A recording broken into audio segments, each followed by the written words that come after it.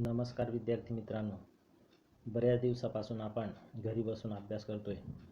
बऱ्याच विद्यार्थ्यांचं असं म्हणणं होतं की आपण अभ्यास करत असताना प्रश्नांची उत्तरं जी आहेत ती आपण सोडवावीत आणि त्याच्यासाठी मुलांना मी मदत करावी, त्यांच्यासाठी मी हा व्हिडिओ बनवतो आहे. याच्यामध्ये आपण पहिल्या प्रकरणाची जी प्रश्नांची उत्तरं आहेत ती सोडवणार आहोत. याच्यामध्ये सर्व विद्यार्थ्यांनी आधी आपल्या मनामध्ये उत्तरं तयार करून घ्यायची आणि नंतर आपलं उत्तर बरोबर आहे का ते तपासून पाहायचं आहे, म्हणजे तुम्हाला आणखी चांगल्या पद्धतीने ते समजायला मदत होईल. आपण आता सुरुवात करू. पहिला प्रश्न, complete sentence and explain them. बघा, याच्यात पहिलं वाक्य आपण वाचूयात. The minimum distance between the start and finish point of the motion of an object is called dash dash dash of the object. तर याचं उत्तर तुम्हाला माहिती असेलच आणि तुम्ही चेक करा, डिस्प्लेसमेंट त्याचं उत्तर आहे. Second sentence, deceleration is dash dash dash acceleration. याचंही उत्तर negative. Third sentence, when an object is in uniform circular motion its dash dash dash changes at every point. प्रत्येक पॉईंटला काहीतरी चेंज होतं. उत्तर आहे velocity. Fourth sentence, during collision dash dash dash remains constant. Total momentum हे त्याचं उत्तर आहे. आणि पुढचं sentence, the working of a rocket depends on Newton's dash dash dash law of motion. न्यूटनच्या कितव्या नियमावर अवलंबून आहे ते बघू. Third law of motion. पुढचा प्रश्न बघू आपण. Give scientific reason. अतिशय महत्त्वाचं. मुलं याचा अभ्यास करताना थोडासा मागे पडतात. आपण व्यवस्थित समजून घेऊ. सगळ्यात पहिली गोष्ट, प्रश्न समजायला पाहिजे. प्रश्न समजला आणि मग त्याचं जे कारण काय असेल ते मनात तयार करा, म्हणजे आपल्याला लिहिता येईल.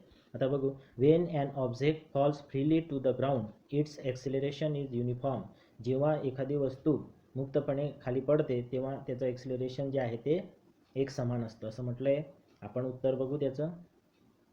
Answer, when an object fall freely to the ground the acceleration acting on the object. त्याच्यावरती एक्सेलरेशन ॲक्ट होतं. This acceleration is cause by gravitational force of earth. पृथ्वीच्या गुरुत्वाकर्षणामुळे ते निर्माण होतं. So it is constant. त्याच्यामुळे ते कॉन्स्टंट राहणार आणि ते जर कॉन्स्टंट राहिलं तर एक्सेलरेशन हे युनिफॉर्म राहणार, हे आपल्याला सांगता येईल. Hence acceleration is uniform when an object falls freely to the ground. हे उत्तर आहे. नीट समजून घ्या. पुढचा प्रश्न, even though the magnitudes of action force and reaction force are equal and their direction are opposite, their effects do not get cancelled. आता बघा, जरी ॲक्शन आणि रिॲक्शन फोर्स इक्वल असले आणि त्यांची डायरेक्शन अपोजिट असली तरी त्यांचा इफेक्ट जो आहे तो कॅन्सल होत नाही. आता याचं उत्तर नीट लक्षात घ्या. अतिशय महत्त्वाचा प्रश्न. Action and reaction force always occur in pair. नेहमी ते जोडीनेच तयार होतात. A single isolated force is not possible. फक्त एकच सिंगल आयसोलेटेड फोर्स हे निर्माण होणं अशक्य आहे. Action and reaction forces always act on different bodies. आणि ते वेगवेगळ्या बॉडीजवर निर्माण होतात आणि त्याच्याचमुळे magnitude of action force and reaction force are equal and their direction are opposite and their effect do not get cancel. त्यांचा इफेक्ट जो आहे तो कॅन्सल होत नाही. पुढचा प्रश्न बघू. It is easier to stop a tennis ball as compared to a cricket ball when both are traveling with the same velocity. क्रिकेटचा बॉल आणि टेनिस बॉल दोघं जर आपण बघितले, दोघं जर ज्यावेळेस गतिमान असतील, ज्यावेळेस ते चालू असतील त्यावेळेस त्यांची जी व्हेलॉसिटी आहे त्याच्यामध्ये टेनिसच्या बॉलला आपण सहज थांबवू शकतो क्रिकेटच्या बॉलपेक्षा. आता कारण नीट समजून घ्या. त्याच्यात आपण कारण बघू. Mass of tennis ball is less than mass of cricket ball. म्हणजेच बघा, क्रिकेट बॉल जो आहे त्याचं मास आहे टेनिस बॉलपेक्षा जास्त आहे आणि त्याच्यामुळे बघा momentum of tennis ball is also less than momentum of cricket ball. According to Newton's law of motion, as a momentum of tennis ball is less, less force is less. Hence it is easier to stop a tennis ball as compared to cricket ball. नीट समजून घ्या, मासमुळे हे घडतंय हे लक्षात ठेवा. Tennis बॉलचं जे मास आहे ते कमी आहे क्रिकेट बॉलपेक्षा आणि म्हणून ते सोपं आहे. ठीक आहे, पुढे बघू. The velocity of an object at rest is considered to be uniform. एखादी वस्तू जर विश्राम अवस्थेमध्ये आहे, स्थिर अवस्थेत आहे, त्यावेळेस तिची जी गती आहे ती युनिफॉर्म अशी मानली जाते. कारण बघू, आता त्याचं कारण बघा.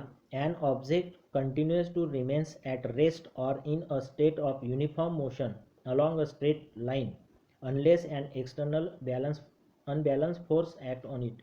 जोपर्यंत एखादं अनबॅलन्स फोर्स त्या बॉडीवर ॲक्ट होत नाही तोपर्यंत ती काय आहे, विश्राम अवस्थेमध्ये आहे. When object is at rest or in the uniform motion its inertia can not changes its state. आणि त्याचमुळे hence the velocity of an object at rest is considered to be a uniform. याच्यामध्ये बघा, ती जडत्वाच्या त्या नियमामुळे, म्हणजे त्या रेस्टमध्ये राहण्याच्या त्याच्या ज्या नियमामुळे, तिच्या स्वभावामुळे आपण तिची जी वेलोसिटी जी आहे ती आपण काय मानतो, युनिफॉर्म आहे. कारण ती रेस्ट म्हणजे विश्राम अवस्थेमध्ये आहे. नीट समजून घ्या, आणखी वाचा, वहीवरती लिहा आणि 1-2 वेळा लिहिलं तर तुमच्या पूर्ण लक्षात येईल. आता पुढचा प्रश्न, क्लेरिफाय द डिफरन्सेस. आता आपण फरक जे आहे ते जाणून घेऊ. तर बघा, पहिला डिस्टन्स आणि डिस्प्लेसमेंट. अतिशय सोपं आहे हे तर, कारण आपण त्यांच्या डेफिनेशन ऑलरेडी पाहिलेल्या आहेत. The length of the actual path is called distance. आणि याचं आहे डिस्प्लेसमेंटचं, the minimum distance between 2 point is called displacement. Distance ही काय आहे, it is a scalar quantity. आणि डिस्प्लेसमेंट काय आहे, it is a vector quantity. डिस्टन्समध्ये काय होतं, इट हॅज ओनली मॅग्निट्यूड, त्याला फक्त परिमाणाची गरज आहे. It has magnitude as well as direction, इथं दिशेची सुद्धा गरज आहे. हा जो फरक आहे, असे आपण 3 फरक आपण इथं लिहिले. आणखी तुम्हाला लिहिता येतील, मी 3 लिहिले, तुम्ही शोधून पुन्हा वाढवू शकतात. पुढचं जे आहे ते युनिफॉर्म आणि नॉन युनिफॉर्म मोशन. आता इथं युनिफॉर्म मोशन घ्या आणि इथं नॉन युनिफॉर्म मोशन घ्या आणि त्याच्यामध्ये फरक आपण करू. Wien and object cover equal distance in equal interval of time is called uniform motion. आणि इकडच्या बाजूला आपण नॉन युनिफॉर्ममध्ये लिहू, Wien and object cover unequal distance in equal interval of time is called non uniform motion. आपण हे डेफिनेशनच लिहितोय, त्यामुळे त्याच्यात काय असं समजण्यासारखं नाही, आपण पहिले पण लिहिलेलंच आहे. Acceleration is 0. युनिफॉर्म मोशनमध्ये बघा एक्सेलरेशन 0 असतं, कारण ती एक समान गतीने जाते आहे. आणि आपल्याला माहिती आहे की the rate of change of velocity is called acceleration, आणि त्याच्यामुळे इथं तर चेंजच होत नाही आणि त्याच्यामुळे ती 0 आहे. आणि it has a certain acceleration. Non युनिफॉर्ममध्ये तिला एक विशिष्ट असं एक्सेलरेशन असतं. युनिफॉर्ममध्ये बघा, स्पीड रिमेन्स कॉन्स्टंट. याच्यात स्पीड समान आहे आणि याच्यामध्ये speed does not remain constant. याच्यामध्ये आपण उदाहरण घेऊ. युनिफॉर्ममध्ये for example motion of earth, आणि नॉन युनिफॉर्म मोशनमध्ये बघू example, when vehicle is accelerated its speed increases. जर आपण एखाद्या गाडीचा जर वेग जो आहे तो वाढवला तर तो वाढत जातो. एक्सेलरेटर आपण त्याच्यामध्ये आपण म्हणतो ना, एक्सेलरेटरवर पाय दिला की कसं गाडी थोडी जोरात जाते, तसं त्या पद्धतीने आपण समजून घ्या. पुढचा प्रश्न बघू. अतिशय महत्त्वाचा आणि मुलांना फार कठीण असं वाटतं, पण एकदम सोपं आहे. Solve the following example.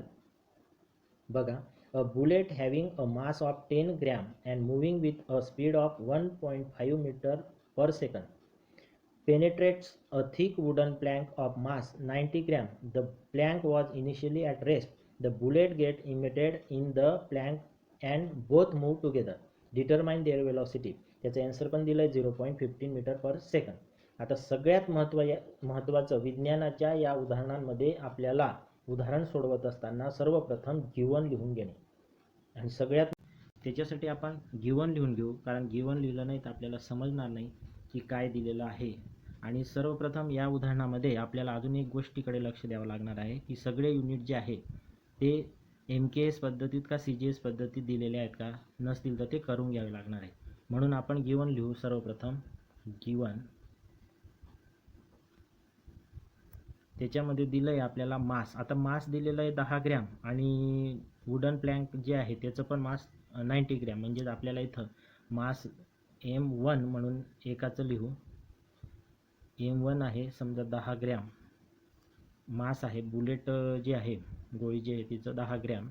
आता ग्रॅम आहे परंतु आपल्याला माहिती आहे की 10 ग्रॅम जे आहे ते आपण किलोग्रॅममध्ये करावं लागेल, कारण बाकीचे युनिट आपल्याला मीटरमध्ये दिलेले आहेत. म्हणून आपण किलोग्रॅममध्ये करण्यासाठी त्याला 1000ने भाग दिला. तर आता त्याचं उत्तर आलं 0 कॅन्सल, हा 0 कॅन्सल, 1/100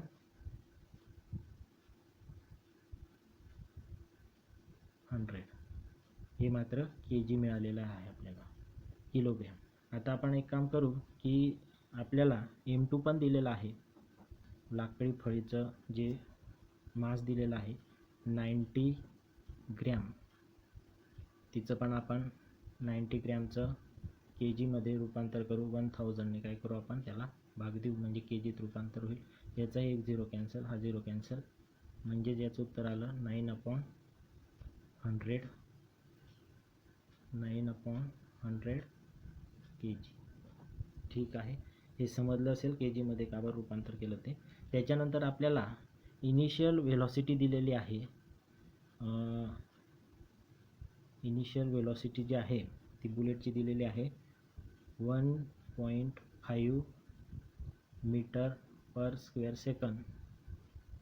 आणि दुसरी जी U2 व्हेलॉसिटी कोणाची, लाकडी फळी जी आहे तिची 0 आहे, कारण ती ॲट रेस्ट असं म्हटलेलं आहे, म्हणजे ती थांबलेली आहे, विश्राम अवस्थेत आहे, आणि त्याच्यामुळे आपण U2 0.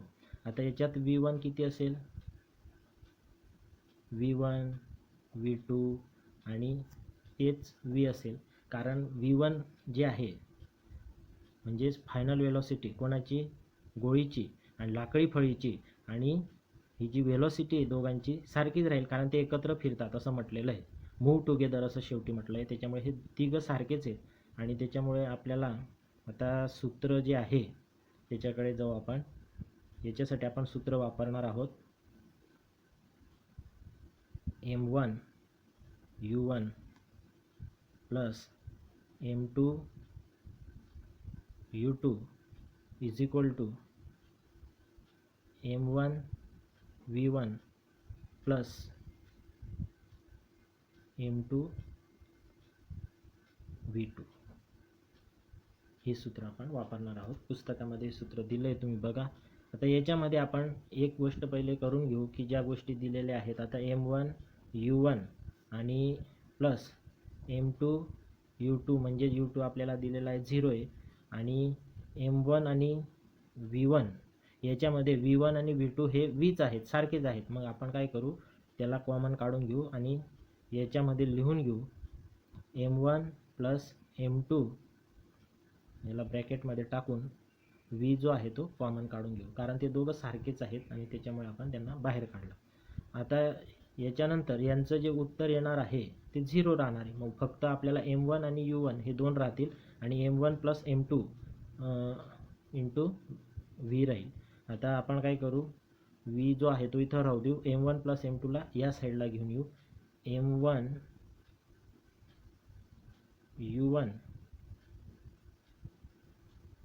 U1 इकडच्या बाजूला याला घेऊन आलो, M1 आणि प्लस M2 हे घेऊन आलो, V इथंच राहू दिला. आता आपल्याला सूत्र मिळालं V इज इक्वल टू, याला आता आपण साईड चेंज करून पण लिहू शकतो, M1 U1 upon M1 plus M2.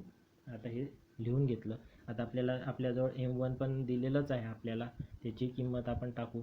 M1 ची किंमत दिलेली आहे आपल्याला, त्यांनी तिथं M1 बघा 1/100 ही किंमत दिली आहे.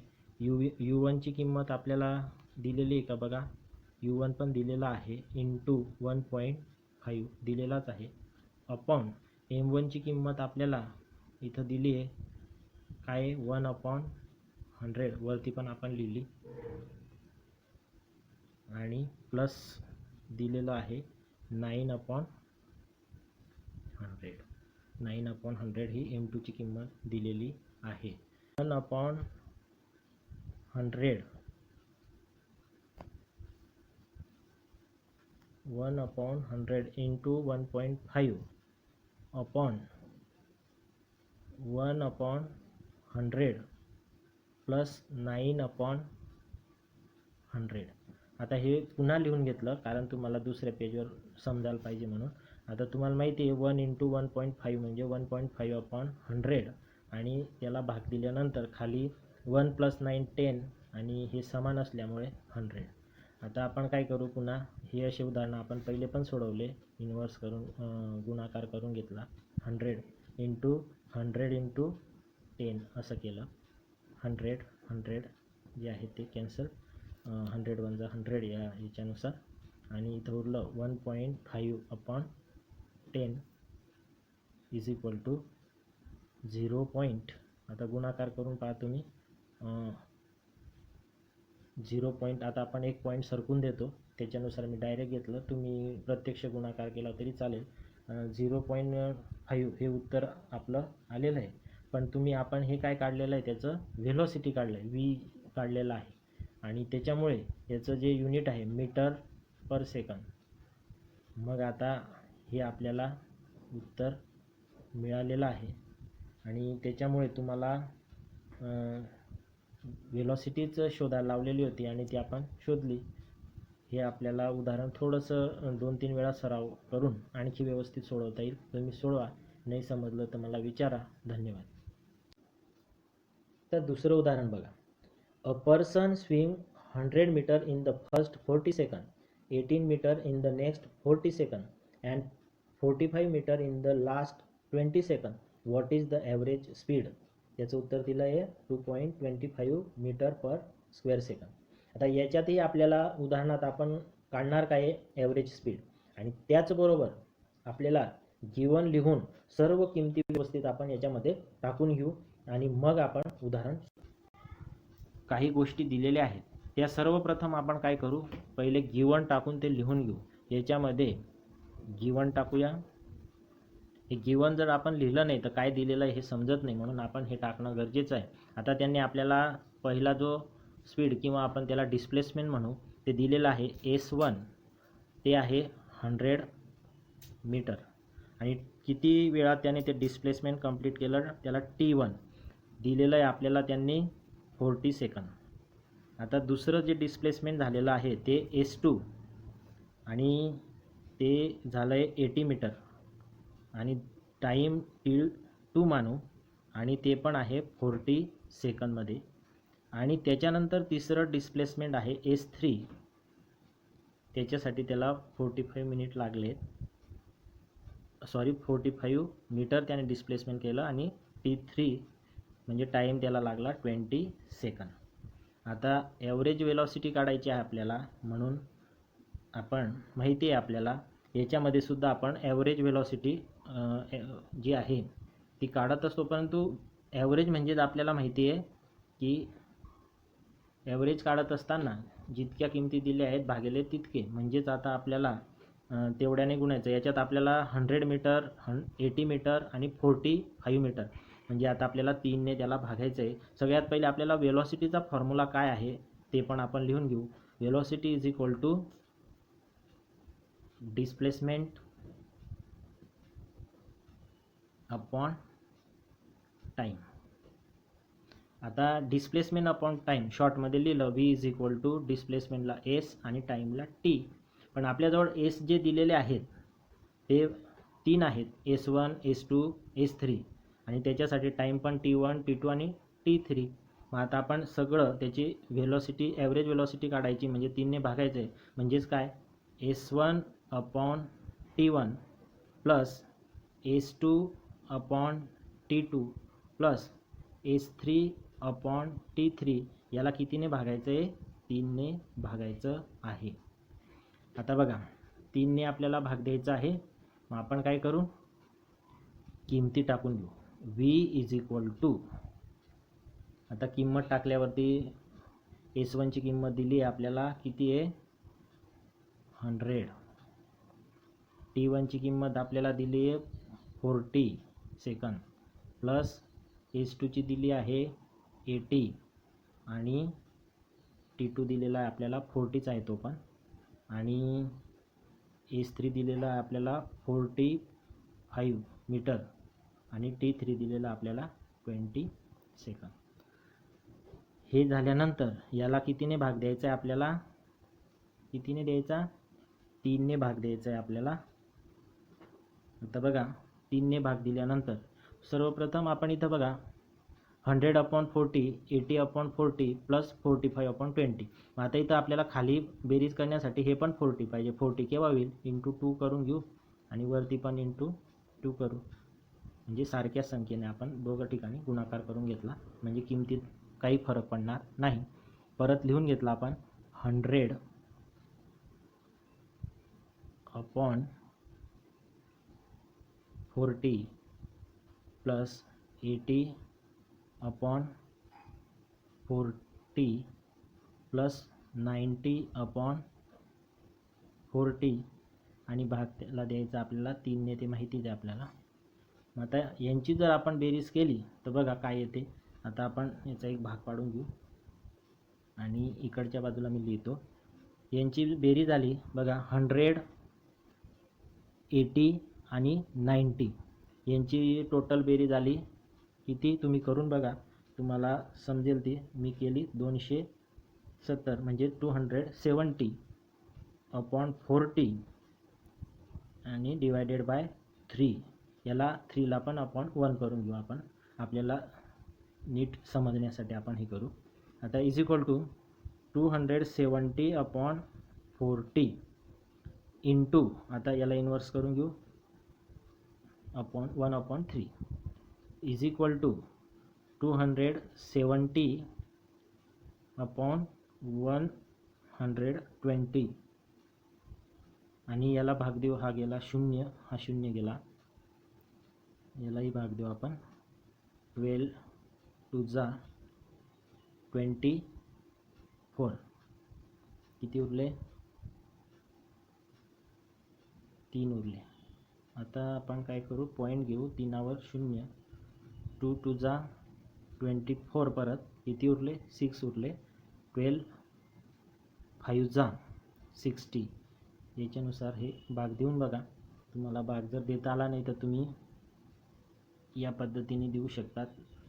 आणि त्याच्यानंतर आपलं जे उत्तर आलेलं आहे याला आता आपण, हे काय आलं आपलं, व्हेलॉसिटी आपण जी काढलेली आहे, ॲव्हरेज व्हेलॉसिटी, ती 2.25, आणि व्हेलॉसिटीचं तुम्हाला युनिट माहिती आहे, मीटर पर सेकंद. देअरफॉर इथं लिहून घ्या, काय लिहिणार, average velocity is equal to 2.25 metre per second. मला वाटतं तुम्हाला समजलं असेल, नसेल तर आणखी आपण समजून घेण्याचा नंतर प्रयत्न करू. धन्यवाद. अजून एक प्रॉब्लेम बघा. An object of mass 16 kg is moving with an acceleration of 3 meter per square second. Calculate the applied force if the same force is applied on an object of mass 24 kg. How much will be the acceleration? त्याचा answer दिलं आहे 48 Newton आणि 2 metre per square second. दोन विचारलेले आपल्याला. काय काय विचारलेलं आहे, एक फोर्स विचारलेला आहे, त्याचं 48 न्यूटन उत्तर आलेलं आहे, आणि दुसरं आपल्याला त्यांनी विचारलेलं आहे एक्सेलरेशन किती आहे, ते 2 मीटर पर स्क्वेअर सेकंद आलं आहे. याचं एक गिवन लिहू, आणि आपण गिवन लिहून घेऊ. गिवन लिहिलं तर आपल्याला मग समजेल काढायचं काय आहे. आता याच्यात आपल्याला मास दिलेला आहे, पण मास 2 वेळा दिलं आहे. आपण पहिलं मास जे आहे ते M1 मानून लिहून घेऊ, 16 kg. दुसरं जे मास आहे त्याच्या पहिले आपल्याला एक्सलेरेशन दिलेलं आहे, त्याला आपण A1 मानू, आणि 3 मीटर पर स्क्वेअर सेकंद. आणि M2 दिलेला आहे आपल्याला, M2 दिलेला आहे 24 kg, आणि A2 दिलेला नाही, क्वेश्चन मार्क टाकून घेऊ, आणि आपल्याला फोर्स पण दिलेला नाही. आता आपल्याला दिलेलं जे नाही ते काढायचं आहे. मग त्याच्यासाठी आपल्याजवळ सूत्र जे आहे, तर फोर्स आपण सर्वप्रथम फोर्स काढून घेऊ. फोर्ससाठी आपल्याजवळ सूत्र आहे, सगळ्यांना माहिती आहे. फोर्सचं सूत्र F=m × a. मग आता फोर्स जो आहे तो काढायचा असल्यामुळे दिलेलाच नाही. M1 साठी आपण सर्वप्रथम काढू. याला M1 आणि A1 म्हणू. 16 × 3. F=16 × 3 = 48 आणि त्याचं फोर्स आहे म्हणून त्याचं युनिट जे आहे ते न्यूटन आहे. आता याचं युनिट न्यूटनमध्ये आपण लिहून घेतलं. आता याचप्रमाणे आपण सेकंड जे आहे M2 आणि A2 साठी पण हे सूत्र वापरू. F=m2 × A2. F आपल्याला दिलेला नव्हता पण आताच आपण हा काढला. 48 न्यूटन हाच फोर्स त्यांनी वापरलेला आहे, सेम आहे असं उदाहरणात म्हटलेलं आहे. त्याच्यामुळे आपण 48 Fच्या जागेवर लिहिलं. M2 तर आपल्याला दिलेलाच आहे 24 आणि आपल्याला काढायचा आहे A2, दिलेला नाही. आता या 24ला आपण या साईडला घेऊन गेलो तर ते भागिले होईल. 48/24 = A2. आता आपल्याला याची किंमत आता A2 जे आहे ते पुढे लिहून घेऊ आपण. A2 =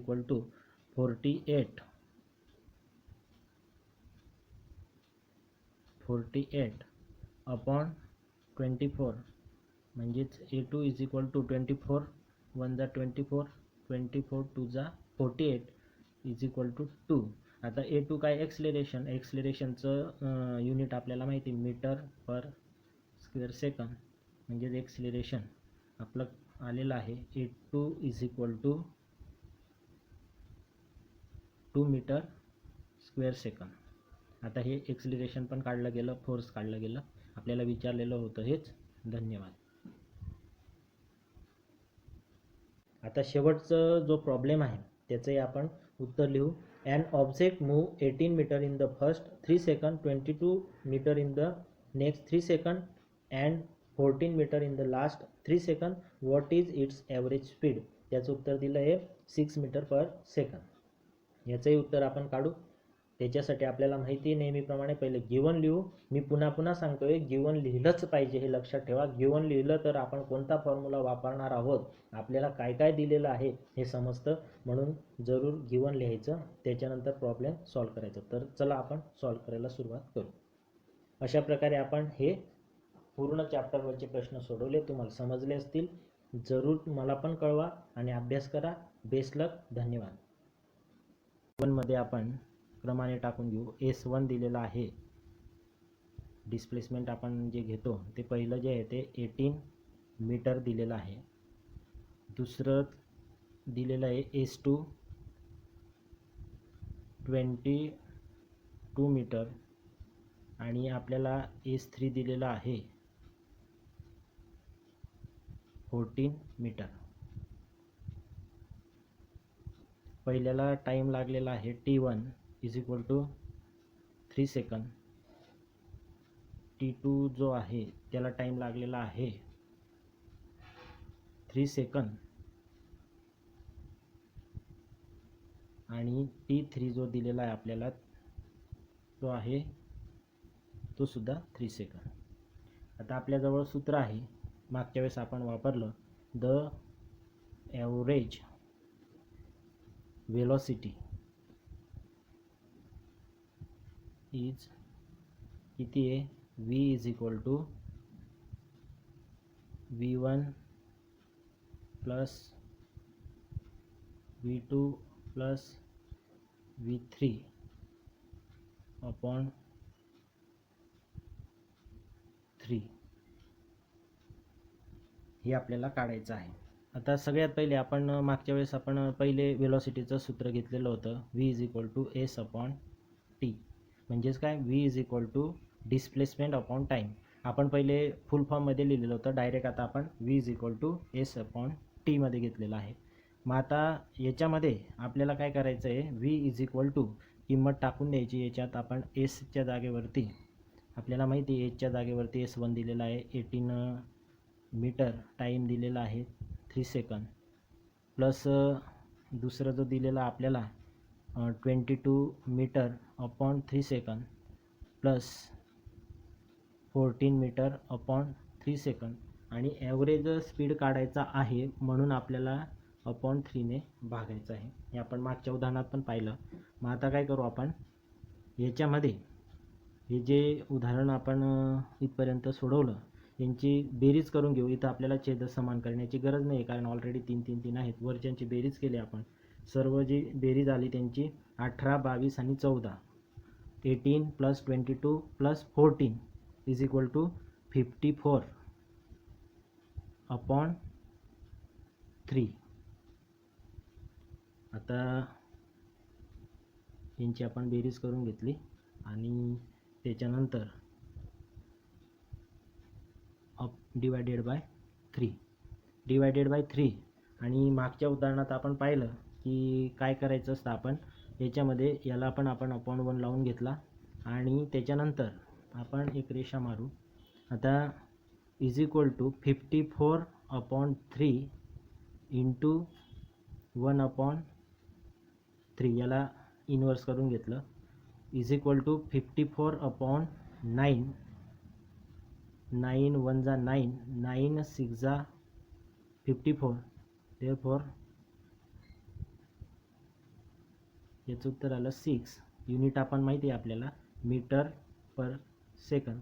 हे काय काढलं आपण, ॲव्हरेज व्हेलॉसिटी, आणि म्हणून इथं लिहून टाकू आपण average velocity is equal to 6 metre per second. सहज आपल्याला सोडवता आलं. एका उदाहरणाचा जर सराव केला तर आपल्याला दुसरं उदाहरण आपोआप सोडवता येतं. अजून चांगल्या पद्धतीने समजतं. सराव फार महत्त्वाचा आहे. आपण करत राहा. धन्यवाद.